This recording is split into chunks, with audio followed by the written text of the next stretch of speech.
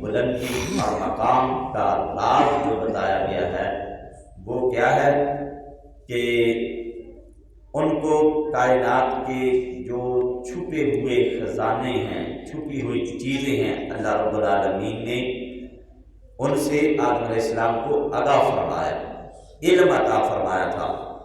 تو وہ امت اگر علم سے محروم ہو، سائنس اور حکمت سے نہ آشنا ہو، تو یہ اس کی اپنی بدبختی ہے۔ جس امت کی کتاب میں، آسمانی کتاب یعنی قرآن پاک میں، آدم کی برتری اور افضلیت جو ہے وہ ظاہر کی گئی ہو، کس وجہ سے؟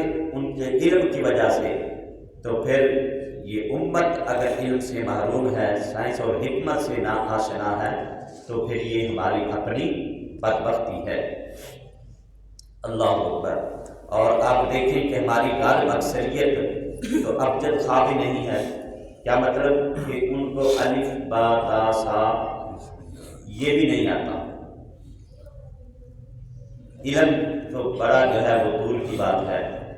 تو اور نبی پاک صلی اللہ علیہ وآلہ وسلم کے پاس جب پہلی وحی غار حرا میں آئی تو وہ بھی کیا تھی؟ اقرأ بسم ربک الذی خلق، اے محبوب پڑھو اپنے پروردگار کے نام سے۔ تو جس امت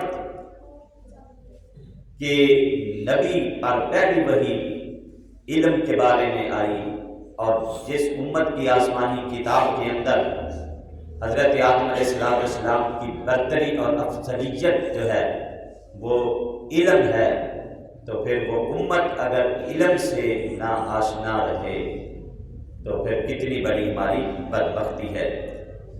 اور اگر کچھ لوگ ہیں بھی جو علم سے آشنا ہے تو انہوں نے بھی علم کو تن پروری کا ذریعہ سمجھ لیا ہے، یعنی کھانے پینے کا، بس اپنے جسم کو ڈانپنے کا، کھانے پینے کا اور دنیا داری کو کمانے کا۔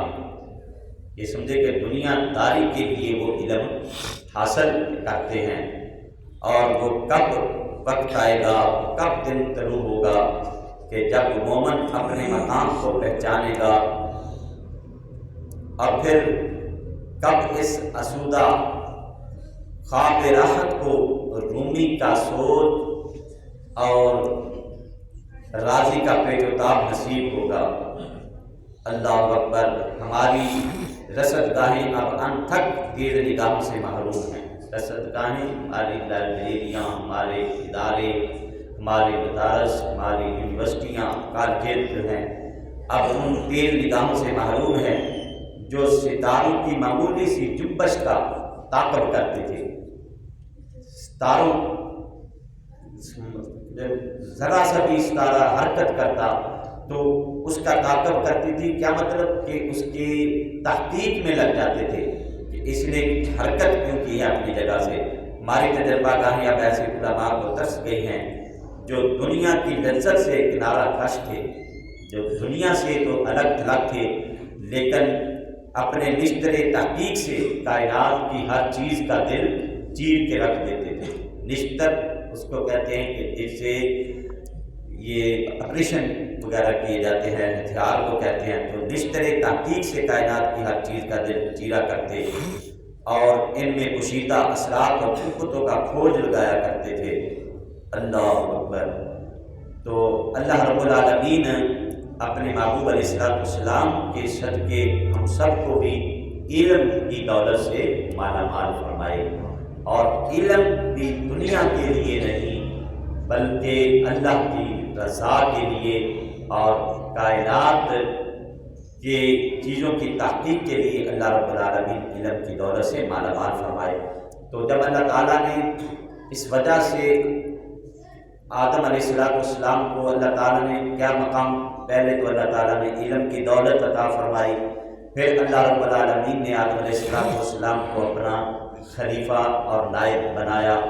اللہ تعالیٰ نے بڑی مہربانیاں اور بڑا کرم فرمایا، تو فرشتوں نے آدم علیہ السلام کو سجدہ کیا، مگر ایک تھا جو جن تھا، اور اپنی عبادت کی وجہ سے فرشتوں کے اندر شامل تھا، داخل تھا ان کے اندر، تو اس نے انکار کیا،